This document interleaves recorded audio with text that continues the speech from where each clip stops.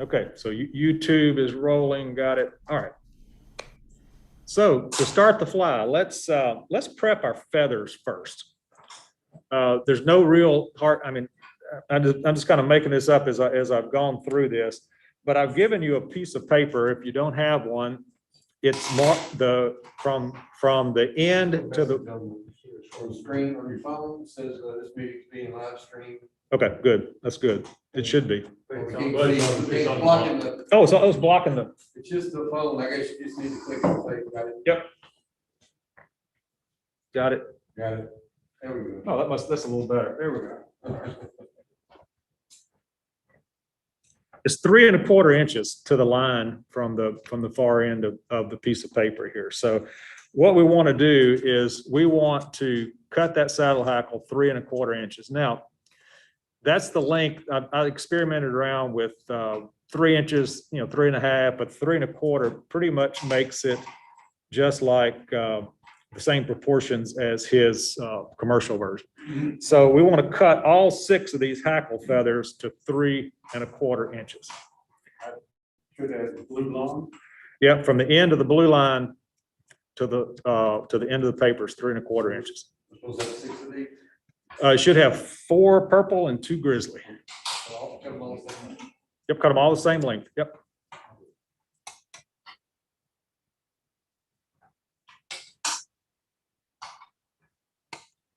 That's from the tip of the feather. Yep.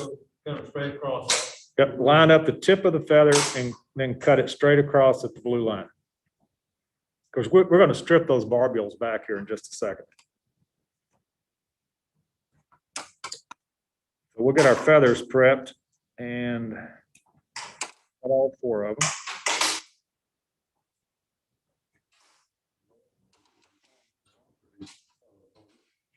What's that, Jim? Yeah, a little bit non-cooperative. I don't want to stay on that.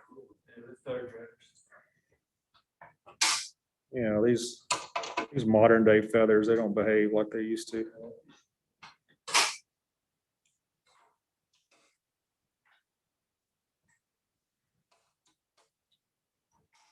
That's a scraggly one there. Let me grab a different feather.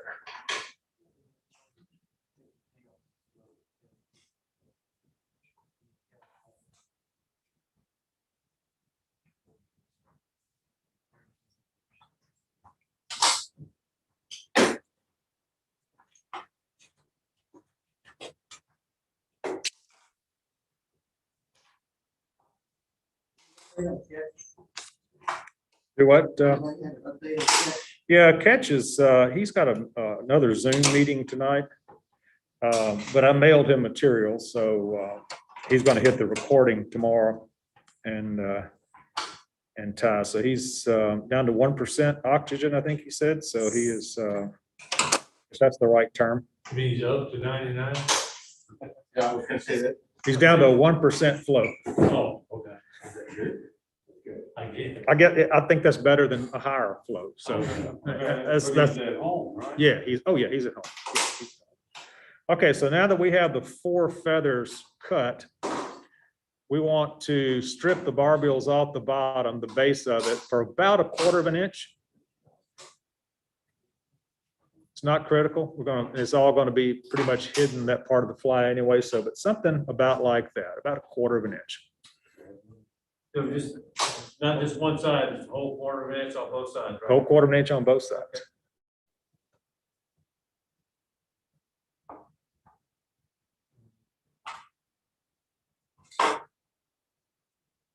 That's on that briefly. On all 6 of them. Yep.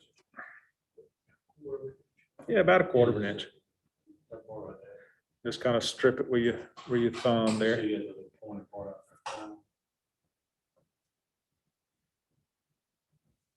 And Lindsay, be sure and get the base end, the base, strip the base end of the feather. Yep, perfect. Yep.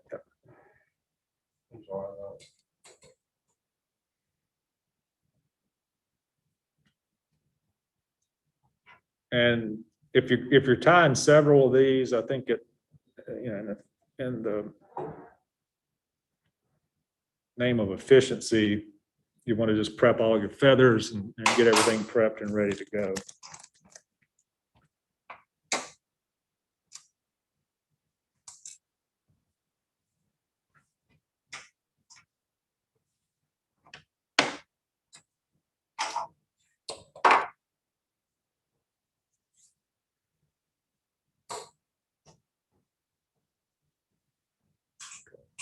Jeff, you're not finished yet?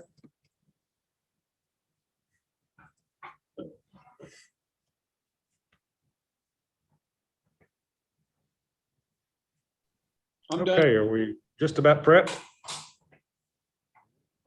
Just about prepped, all right. Now let's prep our two little pieces of foam. So what we want to do on this little piece of foam is let me cut one and show you about the taper we're looking for. It really is, let me get in front of my camera.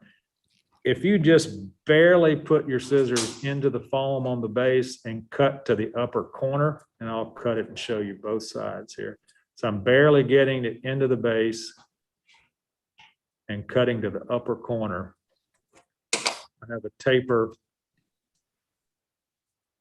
I know that's against my red shirt, but I have a taper roughly like that. And that narrow bottom is where we're going to tie it into the hook. That makes it easier to tie into the hook. So again, when you put your scissors on the foam, you want to get them just barely into the foam on one side and cut up to the upper corner. And barely cutting anything off the top. That's the base, actually. Barely cutting anything. You're not cutting anything off the top. You're only cutting from the bottom, just into the bottom, up to that top corner. And if you cut a little bit off the top, that's not going to hurt anything. And if your scissors slip off to the side and you don't quite get to the top, that's not going to hurt anything either. Cut the paper on both sides. Cut the taper on both sides. Yep. Yep. Uh-huh. Yep. And see that on this one, you can see my scissors slipped a little bit on the side, but that's fine. As long as it's narrow enough at the bottom, it's going to be fine. All right, and put that aside.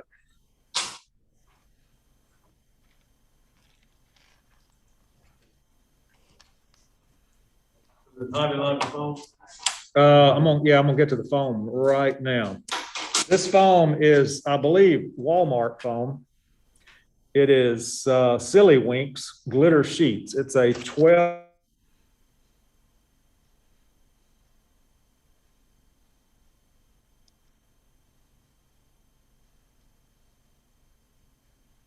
Yeah,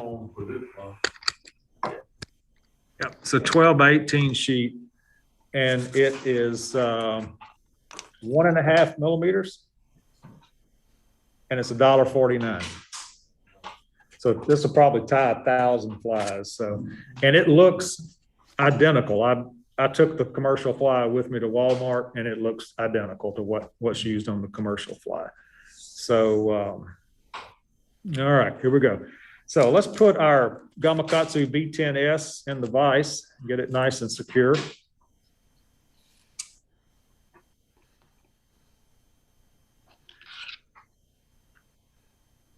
Now, one thing about this, if you've not used these big hooks much before, and we're going to be sweeping dubbing back, you can see what direction my fingers are going. Be careful of that hook point. It'll get you. So, all right. Now, I'm using Beavis Power Thread. This is 140 denier and chartreuse, but pretty much anything will work. It doesn't have to be chartreuse thread. It's not going to show much on the fly, but it'll show at the head, and you can sometimes see it through. So you wouldn't want to use something totally. You could use purple, you could use black, you could use white. Any of that would be fine.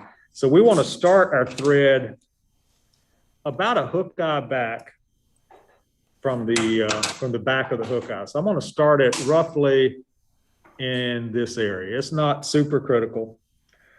but you can see I am about a hook eye back there.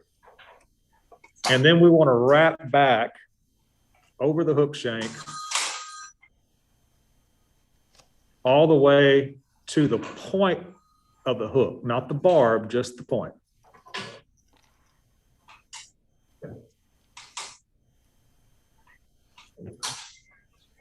Yeah. Wait.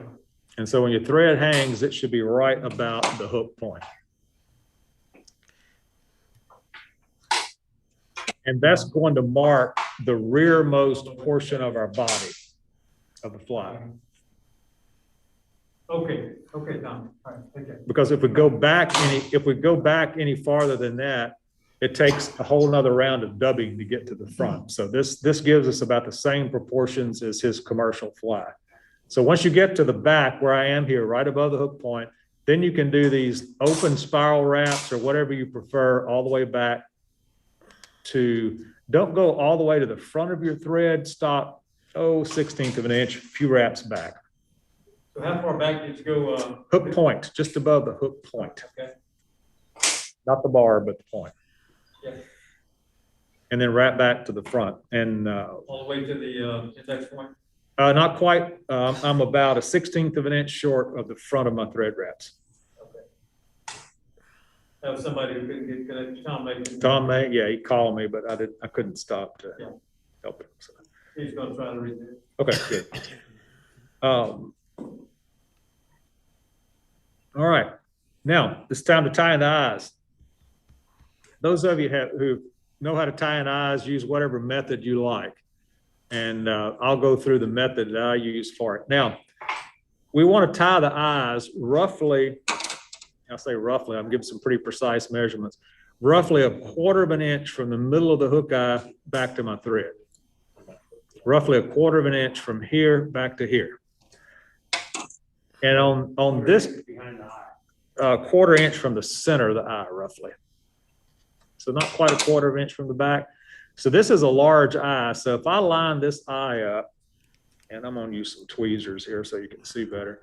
If I line this eye up with the front of the hook, you can see that the back of it's right over where my thread is. So that's about right. So if you want a measuring point, take this eye, line it up with the front edge of the hook, and where it touches in the back, that's where we want to tie it in. And this is going to be a little hard to see on the camera, but if you don't know how to tie eyes in, once you get your thread to that point, hold the eye at an angle right above your thread. Hold one end of the eye at an angle right above your thread and take 3 or 4 wraps across the eye that are not super, super tight, and then kind of tighten down on them. Bring it up and tighten down. Nope, just tighten down on them at that angle. And then you can add 3 or 4 more and tighten down. So now you can see my eye is sitting still at an angle. Okay. Now, Ronnie, we straighten it out.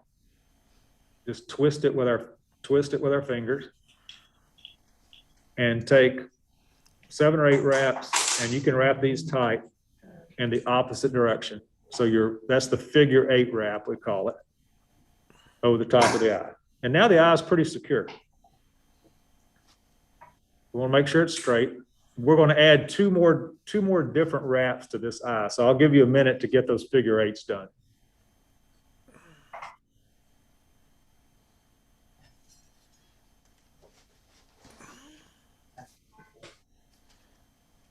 Okay, everybody figure 8 in both directions.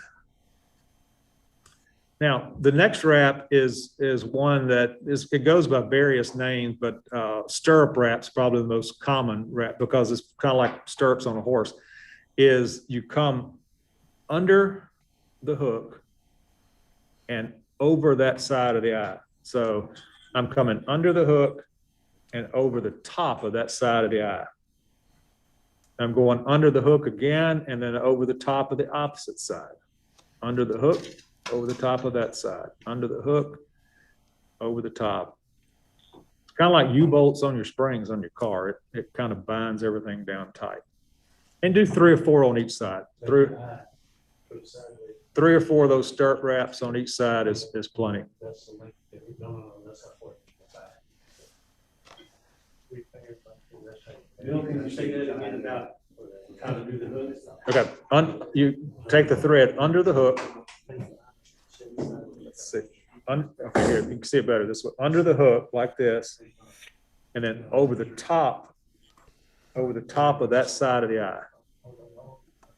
See, I'm under the hook, over the top, and then coming back under the hook again. So you're going over the top of the eye? Yeah, I'm looping over the top, under, looping over the top, under, looping over the top. Yeah. And once we get those stirrup wraps, bring your thread to the top of the hook Where you want to go? and then make horizontal wraps underneath the eye. Horizontal wraps underneath the eye, staying above the hook all the time. And those are tightening wraps. That tightens down on that, and you'll feel that eye is pretty secure right now. Oh, 4 or 5 is fine. Yeah.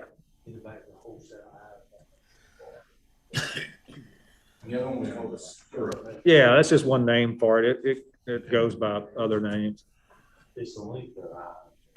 Now, once you've done the horizontal tightening wraps, take your thread all the way back to the back of your thread base, which should be right at the point. If you have cement or super glue, head cement or super glue, go ahead, and I'm going to use super glue, Fly Tyer Z-Mint.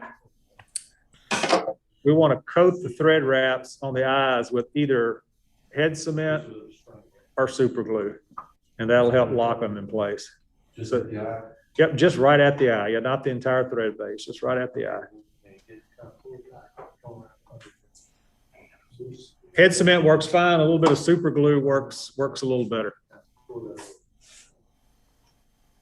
If you need to borrow my super glue, You mind? no. Yeah, it's okay.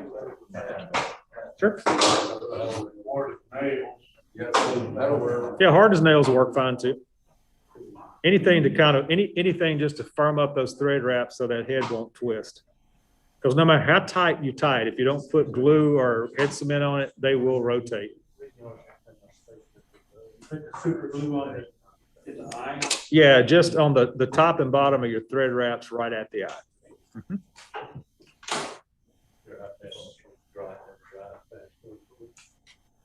Yeah, I know. It does take a while to dry. Yes, sir. Tom's phone or silver string. Is it all right? You record it. Yeah, it's coming from this other screen, so it's.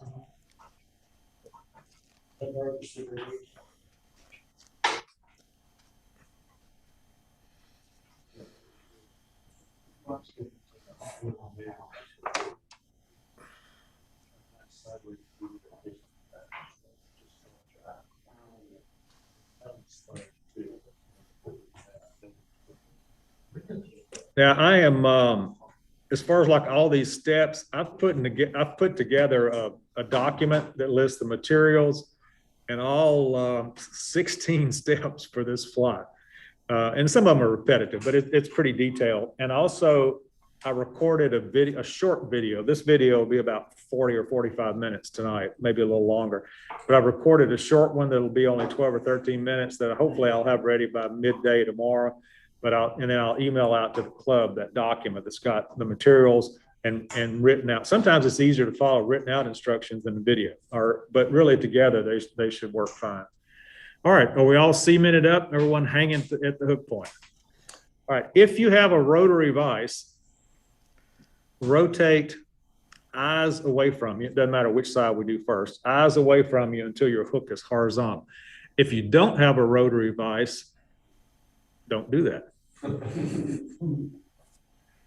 right, so what we're going to do now is tie in our saddle hackles. So we want to pick up 2 of our purple saddle hackles.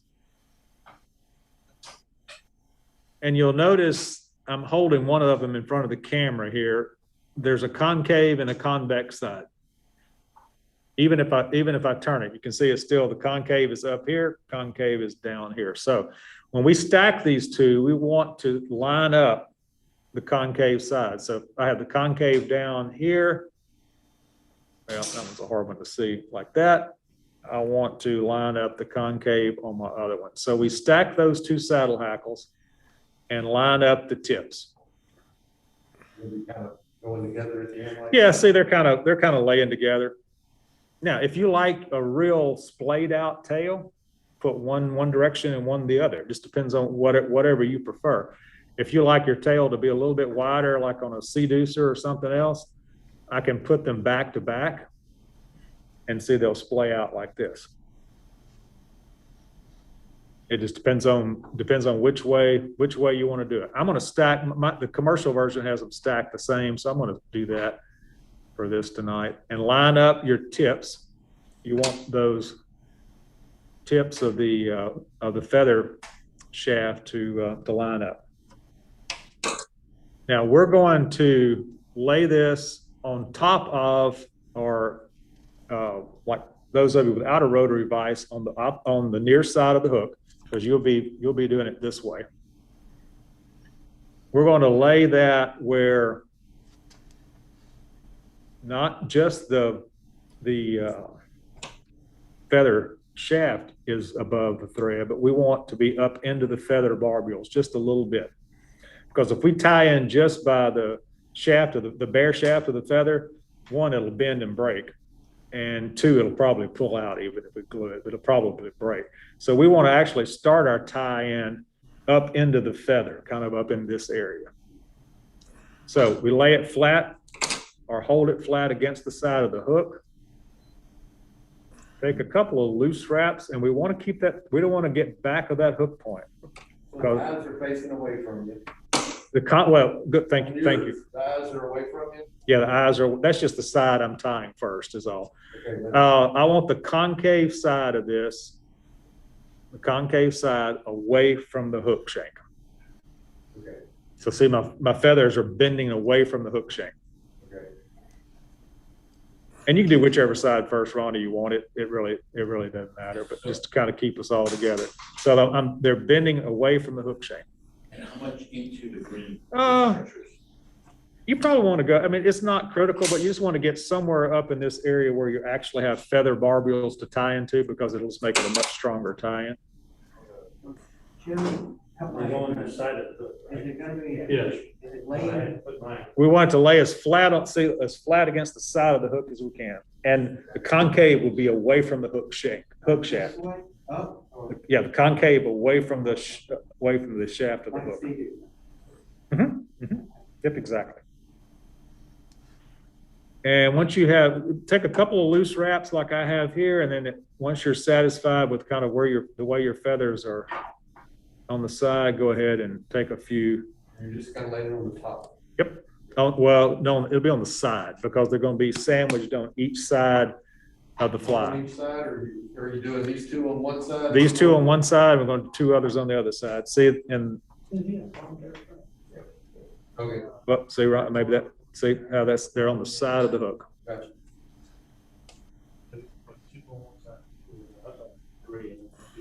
Yep. Now, once you get those two tied in, take one of your grizzly feathers. All the way up. You don't have to. You can leave some of the stem or trim it, whatever you want to do, but we're going to put some glue on it. Because I think if you don't glue that feather, it'll pretty much pull out in the water. All right, the grizzly also has a concave and a convex side. In the case of the grizzly, we want the convex to be just the opposite of the purple. We want the convex side, or I'm sorry, excuse me. Sorry about that. We want the concave side, the curved side, facing the hook. See, there's my curved sides underneath here, and I want it facing the hook. And we lay it roughly and align it right on top of where we tied in the purple. And also make sure you tie into the barbie. Side by side, the purple. Just lay it right on top.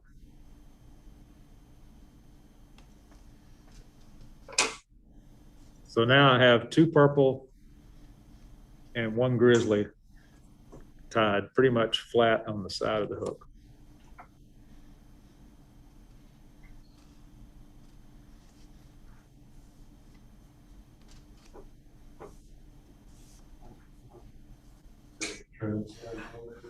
Yeah, you can trim like, I don't know if you can see it on the video, but I have little stems here. You can trim them. I'm not gonna fool with them, but you can, yeah, you can trim them. Ronnie's making me feel bad. Now I'm gonna trim my stems here. I just wrap. All right, yeah, just wrap them forward. All right, now we want to do exactly the same thing on the opposite side of the hook. So if you have a rotary vise, flip it around to where the eyes are toward you. Take your two saddle hackles. Find the concave sides, line them up.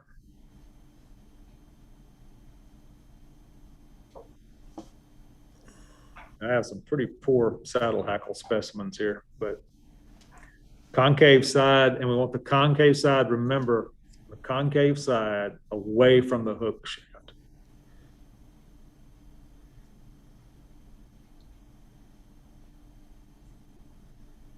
And they want to move around on you, you just kind of have to be patient with them. They'll eventually get where you want them.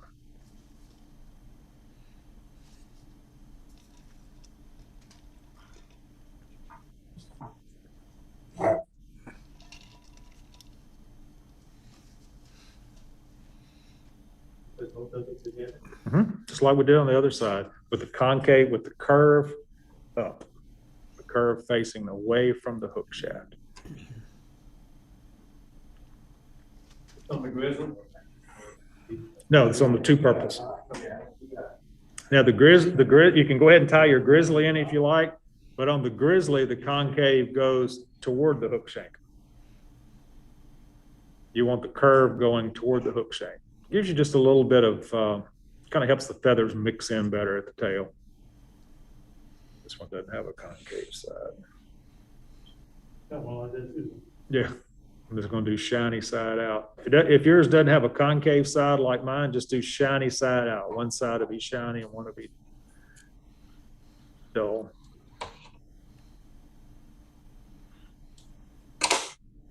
And if you don't line them up all perfectly, that's not a problem. Matter of fact, it's probably a good thing. It gives you a little randomness to the tail. Now you should have 3 feathers on each side of the hook shank in some formation there. I've got one wild one that wants to droop down by itself here. That's why I was advising to pick the straightest saddle hackle you can. Even if you pick straight ones, they still splay out quite a bit. And we want to dab a little super glue on this. Super glue or head cement. I don't know where my super glue is, but pass it around. I'm just going to use some head cement here. Yeah, the Fly Tyer Z-mint. Okay, yeah, just put a little light coat. You don't want to put a heavy coat because it'll get on your fingers. Now we want to, at this point, we want our thread just in front of I'm sorry, right at the hook eye, just like we ended before, right at the hook eye.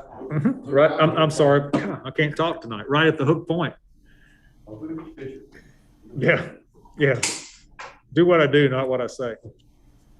Wrap it back far enough to get even with the point. Yeah, right back to the point. Yep. Because now we're going right back to the point. Yep. Glue it up here?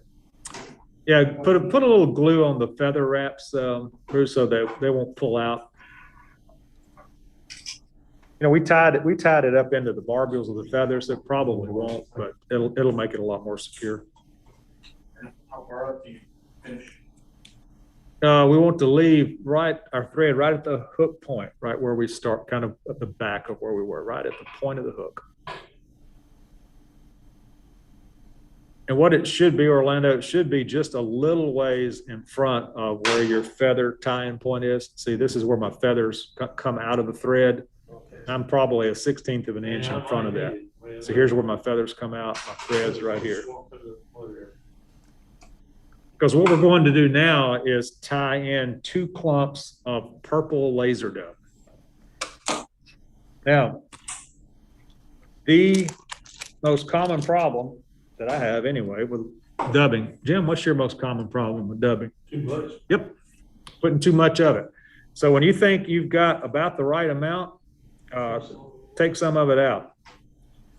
I'm taking a little wispy piece here that is, I mean, it's not, it's hard to see on the camera how much it is, but it is not thick at all. So you can see all the way through it. And I think Matt Bennett calls it, or somebody, maybe Matt Bennett calls it rip stacking. And you notice how long this is, and it's kind of scraggly and fibers everywhere. So we pull on each end of it and then bring it back together and keep doing that over and over again till we kind of shorten it up and get it a little more even. It's never going to be even because that's just the nature of laser dub. We just rip a little small piece out and get it stacked. And so now you can see we have a little bit tighter bunch of it. And you see, I still don't have much. If I were to twist this like so, it's probably the size of a number 2 pencil lead. That's about how big a piece I've got. Make sure you don't have too much. I mean, you can still fish the fly, but it's going to be so buoyant with all that extra dubbing. It's just not going to run right. And so what we want to do with this is we want to lay that piece of dubbing with roughly the midpoint above our thread, lay it on top of the hook. And then I'm going to bring the dubbing down to the hook. And I want to, if possible, I want to make sure that the dubbing kind of comes down on each side of the hook, kind of envelops the top half of the hook. Because I really don't like for my hook shaft to show on the side here. So kind of like that. See, the dubbing covers the side of the hook. Take a couple of loose wraps, 1, 2, tighten them, and don't put any more wraps. 2 wraps is plenty. You could probably get by with 1 wrap, but 2 is plenty. And after you do that, get yourself another small bunch, just like you just did, and rip stack. You go ahead and tighten it. You can go ahead and tighten it, but don't put more than 2 wraps. And you want to start with the 2 loose ones, Jim. You know, has kind of like anything else. That way it keeps it from spinning it all around the hook. That's what it does. And we want another very light bunch. Now, if you don't have a rotary vise, hold it up under the underside of the hook like this. If you don't have a rotary vise. If you have a rotary vise, it's easier to spin it. Invert your hook. And again, put it about the middle, take a couple of loose wraps, and you're left with something like that. So you have one on the top and one on the bottom. One on the top, one on the bottom. Yep. And you'll get more practice because we're going to do this 3, 4, 5 more times.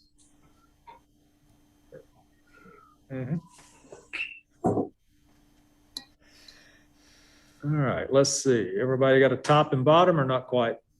Top and bottom? All right, now this is just the way, again, that I do it. There's a bunch of ways of doing this. I take in order to sweep these back and move my thread to the front, I like to point my thread directly at myself. So I'm bringing it up horizontal. My thread is horizontal, pointed directly at me. Even with the hook, see, even with the hook pointed straight at me. And then I can reach under my thread and I can grab the front part of this dubbing.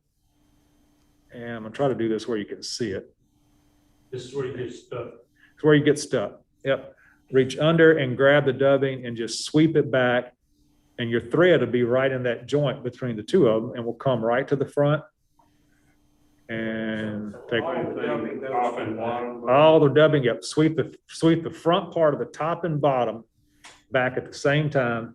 And if you hold that thread horizontal, the dubbing will just go right back over your thread and won't get tangled up. Make a few wraps, not many, make a few wraps right in front of your dubbing, and then move your thread forward about 1/16 of an inch. I want to be just forward of my dubbing bunch here. Now, at this point, if you don't have a rotary vise, take your hook out and invert it. Before we do this? No, once you do, once you finish this, Okay. yeah, once you finish getting your dubbing back, if you don't have a rotary, if you have a rotary vise, you should be hook point up right now. If you don't have a rotary vise, take your hook out, put it back in the vise, hook point up, eyes down. So you flip the hook over? Yep, go ahead and flip the hook over. Because we're going to tie in one of our little paddles right now. And I don't know about you, but I don't think I could hold it. I don't think I could hold it underneath. You want your hook point up because we're going to tie that little paddle in right here, right at this tying point. Bill, where you tying? Well, I'm getting ready to do it right once everybody gets inverted. So what is that? So that basically makes it even? Is that? No, this is kind of a unique feature on this fly. I've never seen it before. And reading the material on it, one gives it a little buoyancy and helps it ride hook point up a little better. But it helps it move more water, and the red glitters kind of like gills, imitate gills on a streamer. So now the easiest way I've found to do this is to reach under the hook and grab that. So I'm grabbing both sides of that foam piece. Now you want narrow side down Say down. to the hook. Narrow end to the hook. Glitter side up. Glitter side up. Towards the eye or the narrow end towards the eye or towards Yep. the? Yep, towards the eye. It's going back alongside the shank of the hook. It's going on top of the, it'll be under, well, it's on top of the hook, the way it's oriented right now. So it's going up toward the point. Going up toward the point of the hook. The Yep. big part. Yep. The big part's going up to somewhere just under the hook point. Flat. Glitter forward, glitter toward the eye of the hook. And tie it in. And tie it in, you tie in with about, tie about the bottom 1/8 of an inch or so of it. Just a couple to tie it in and tie down on the point. And usually a couple of loose wraps first. Like this. Couple of loose wraps. And it's centered on the hook shank. Centered on what is currently the top of the hook shank, yes. And then you want to wrap forward, just tie down. Just 4 or 5 thread wraps right here to tie it down. So then it's laying back. I've got a little gap, maybe a 1/16 or 1/8 of an inch under the hook point. Glitters toward the eye. Yeah. Yeah, that's what we're doing right That's now. what we're doing now. Yep. You have 75-inch tyer? Oh, yeah, it's just like that. Right there. Skinny cords. I'll talk to my wife about that. See how that goes. Yeah, I'll chip in. Okay.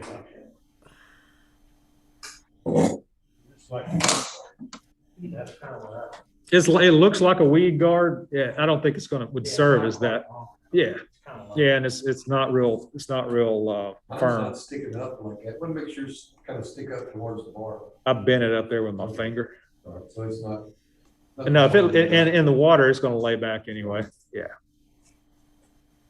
In all reality, I probably should have a little bit more dubbing back here to help hold it up. But again, it's always better to err on the side of not quite enough.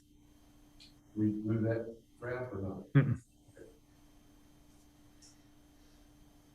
Okay, now chartreuse.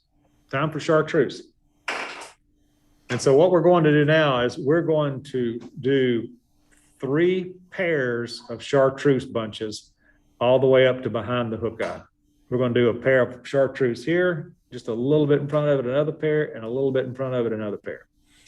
So we want to start with our thread right in the middle of our little foam, the base of our foam tie-in there. And we get a very slim bunch of chartreuse.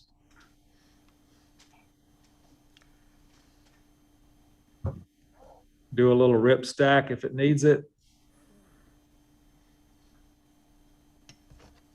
Lay that middle. Right above it, get a couple of loose wraps.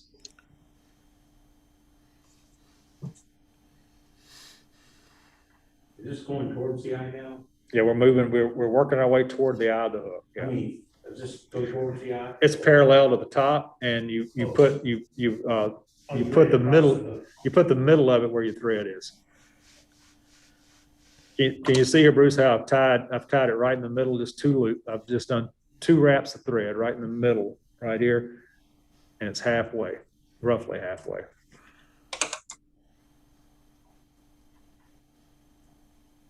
And if you have a rotary vise, you can invert it at this point. If you don't, just pull the, and I'm not going to invert mine at this point. I'm just going to pull my bunch up.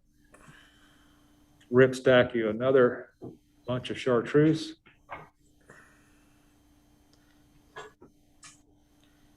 And give it a couple. So, turn the hook over again, you don't have a rope back. Or you can, if you can, you can just do it like I'm doing here. You can just hold it up underneath. Get a couple of loose wraps. On the opposite side. On the opposite side, yeah, you're always going to tie them on pairs, one on each side of the hook. Same location. So at the end, it's gonna be 6, total 6. Yep. You hope, I hope so, yeah. you divide it out, right? Might not be-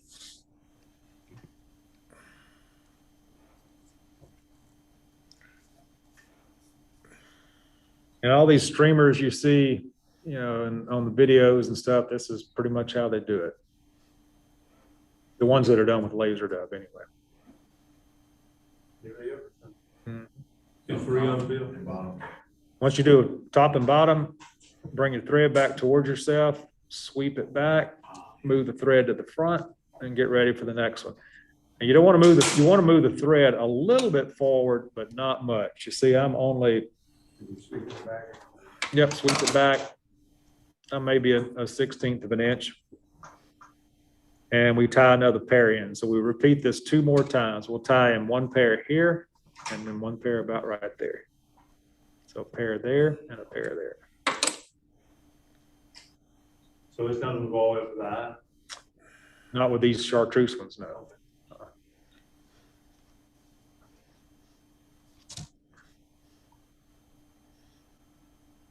Split the distance that's. Well, we're actually, from this one, we're tying 2 chartreuse and 1 purple on the back side of the eye. So if you go about a 1/16 of an inch in front of that, you'll be just fine. Yeah, you'll be just fine. Yep. So 2 greens again, 2 greens again. top, Top and bottom. top and bottom. About 16 further up. Yep, about a 1/16 further up. And that's not a hard and fast amount, but it's just kind of generally what works. And then, hold that thread towards you, sweep forward. And you can see where I am here roughly after 2 chartreuse bunches. I still have a good 1/8 of an inch or so there.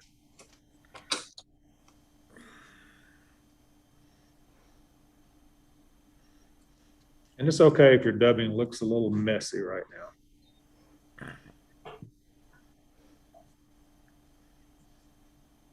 Jim, look at that blows out. The exposure on that blows out. Is it blown out on the? It's white, yeah, it's white. Mhm. Maybe a lighter shirt. That chartreuse is so bright. It is really bright. And then finally, one last third bunch of the third pair of chartreuse bunches.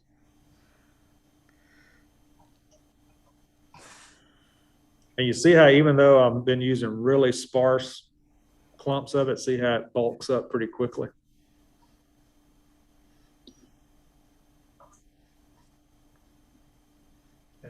One more pair of the green. One more pair of the green behind, and then we're going to do a pair of purple behind the eye.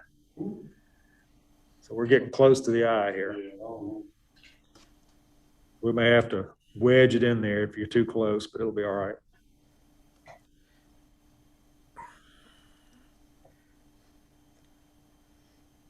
This stuff is pretty good.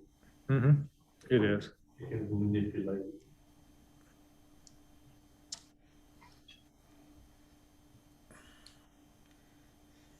Like one of those bad hair days. It is, Jim, you're right. Best thing going. Now, ideally, you'll have, like I have, I don't know if you can see it, but I've got just a little bit of space behind the eye there left to tie the next purple bunch. And we're almost in the home stretch here.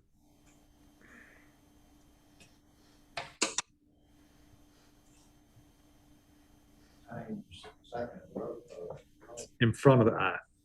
It's going to go in front of the eye, but make sure you leave, if you're tying it in now, Robert, make sure you leave a little bit of a gap between the front edge of the foam and the back of the hook eye. Don't put your foam all the way up against the back of the hook eye. Because if you do that, ask me how I know, your thread will have a tendency to fall off over the eye of the hook.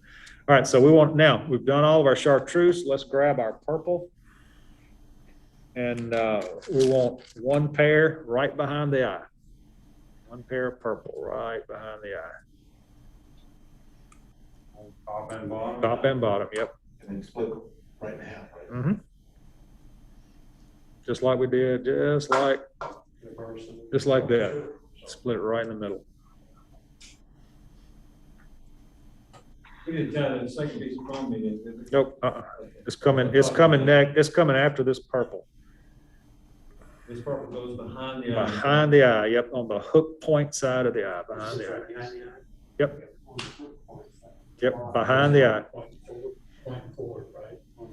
And something forward or somewhere. Also, Behind the eye. Yeah, I'm on this side of the eye. I'm on the hook point side of the eye. oh, in front of the eyes. Well, no, the front, I call the eye the front of the hook. Oh, I was thinking those little red. It's not behind those little two. Yeah, it's behind the red eye. See, here's my hook, here's my eye, Uh-huh. and I'm behind the eye back here with it. That's the purple. So it's Purple. right in front of the chartreuse. Yep, right in front of the chartreuse, exactly. 16 of them beneath. Okay. Yep, And on top of the bottom. top and bottom.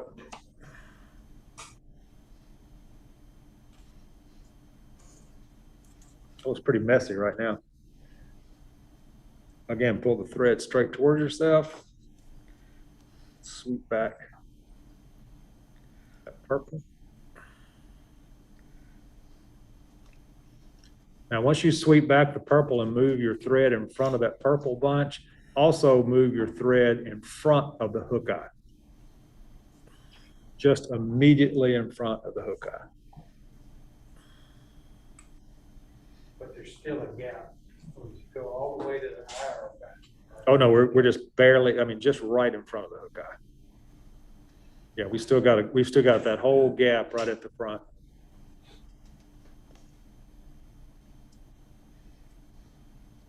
Okay, so you wrap, or pull the stuff back, pull towards you. Mhm. Pull it, take a few wraps right in front of the dubbing and move your thread to the front of the hook eye.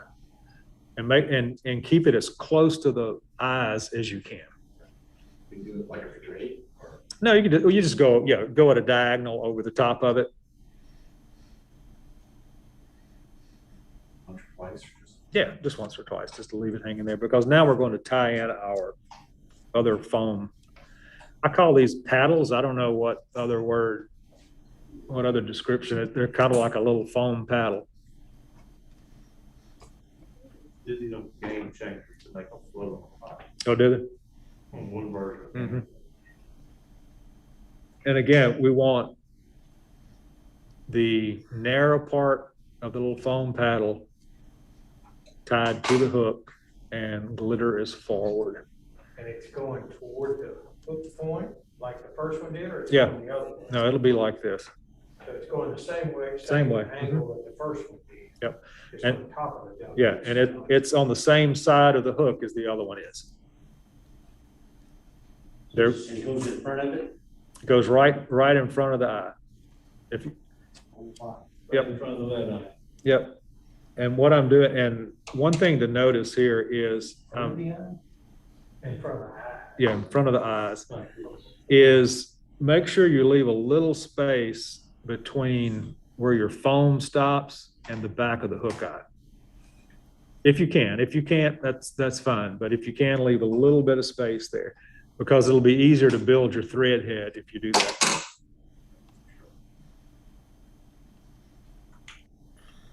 So again, I grab it with a couple of wraps right at the end of that foam. And it's going to want to rotate around on you, so you just have to kind of work with it to keep it on top of the hook shank. I'm trying to keep it open on the, You're wrapping that in front of the lead eye. in front of the lead eyes. Yep.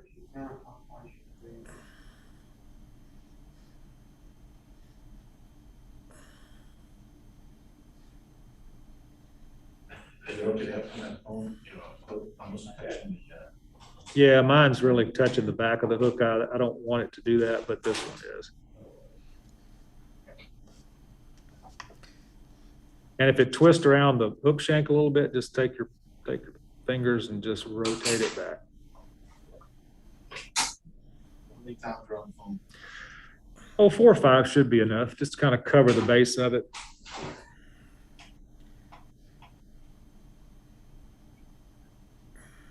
And we want to leave our thread hanging right at the rear of our tie-in for the foam, right back toward those lead eyes. We want to leave that thread hanging right there because we're going to now tie in 2 more bunches of purple.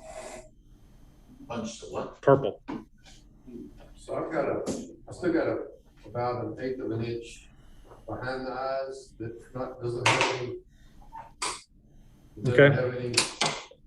Do you need? to add some more stuff? You can. And if y'all will just hang on just a second, I'll show you. You need purple or you need chartreuse? I have enough. Yeah, okay. I need. No, but it has some more. A little purple? Okay. It comes over. You were just young than me, I was ten. To the eyes. With mine, with my purple. So Bill, should I add some more? I'll still got 6. Okay.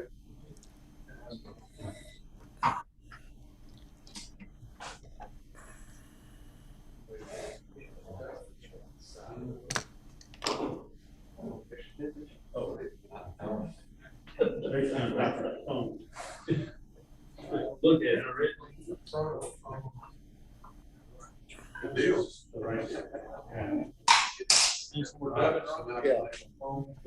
What color? Purple. I got some bag here.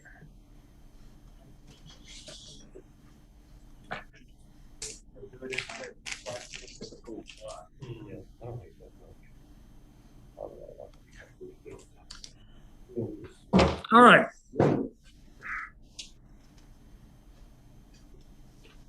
Yeah, one thing about this, you notice, if this flies nothing else, it is colorful. It is. And let me tell you, the guy at the Orvis store in Baton Rouge, he's the one that put me on it. He said this is kid fishes for redfish all the time. His favorite redfish fly they sell, and this was his favorite color pattern. And apparently it works really well. How much are Yeah, $5-6 each. What? That sells half a dozen for $71. Yeah, he's got 6 on his site. He sells 6 of them for $72. Now Orvis sells them for, I think, $5 or $6 each, something like that. Remember how Do tight we it do was? anything here? Okay, yeah, we're in front. We've got our foam tied in, and we need to tie in 2 more bunches of Okay. purple. Top and bottom. One on top, one on the bottom. Yep. Same old song again. And the foam, we've just wrapped it 3 or 4 times? Yeah, just to hold it in, should be fine. And we tie it right where the phone.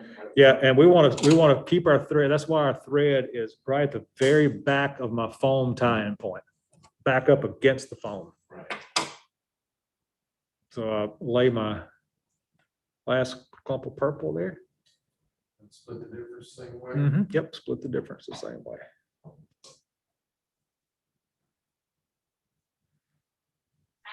And on this one, you really want to try to get some of it down on the sides of the hook if you can.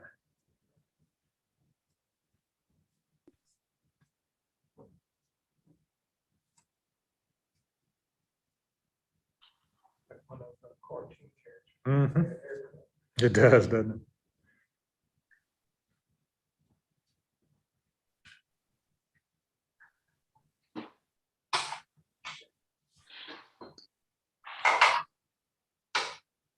And as far as getting the right amount of dubbing, it's just kind of practice, and mine still varies from fly to fly, which is probably not a good thing, but it does. Gives them something different to look at. Yeah, absolutely. Bottom. Top and bottom, yep. And just like you did before, once, I'll wait for you to get the top and bottom in, because this sweep back's a little different, because once we sweep this one back, we'll build a thread head in the front. So if you're at that point, go ahead and sweep the fibers back, build a nice little thread head right in front of it, and whip finish it. We don't try to wrap over it or anything. No, Like just build up in front of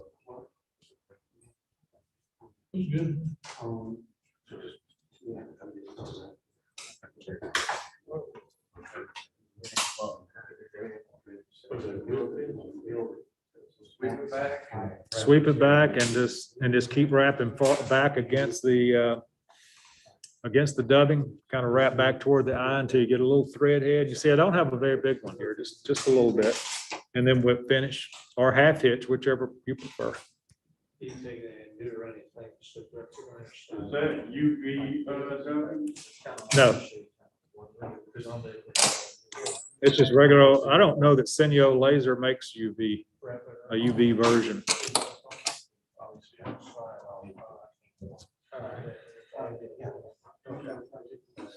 And if you've already whip finished, put a little super glue or head cement. This would be better. That's too blue. That's for smaller fly. Smaller fish, use that too. Maybe about 4 or 5 of them.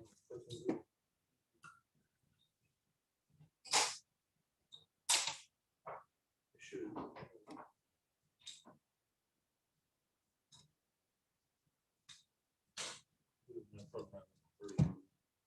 I can kind of understand why it gets pricey. Yeah, yeah. Because some people don't realize. If I prep the feathers, it still takes me about 12, 13 minutes to tie one.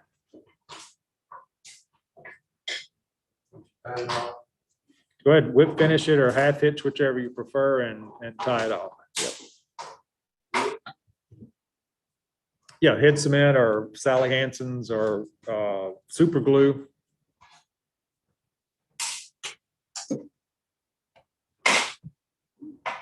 My side, Do I? fell over perfect. Yeah, mine are all over the place.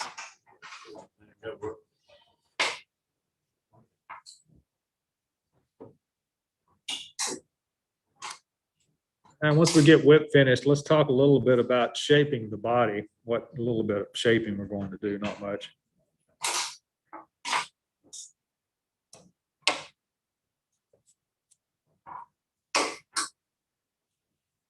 If you have some type of a brush, or comb, toothbrush, comb, anything that you can brush the dubbing with, I've got a couple of extras. I really like this kind of ungainly looking thing. This is an auto detailing brush from Walmart. And they come in a pack of 2 for about $5 or $6. And there's a nylon tooth one, and there is a wire tooth one. And they both work, depending on how much you want to pick, they both work really well. And so that's what I use for it. So if you have a brush, if you don't have one, I'll loan you one. Got a toothbrush will work fine. Let's just kind of brush each side of the fly, kind of comb out the dubbing, just kind of smooth it out a little bit.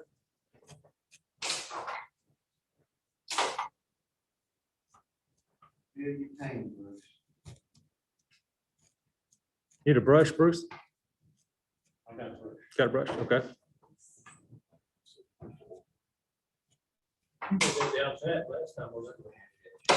So now we have a nicely brushed out body here, except we notice one thing, the fibers of laser dub are all the way back to the tail back here.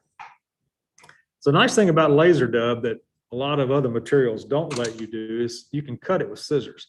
So if I pull this up a little bit, like that one, I can pull out some of those loose ends.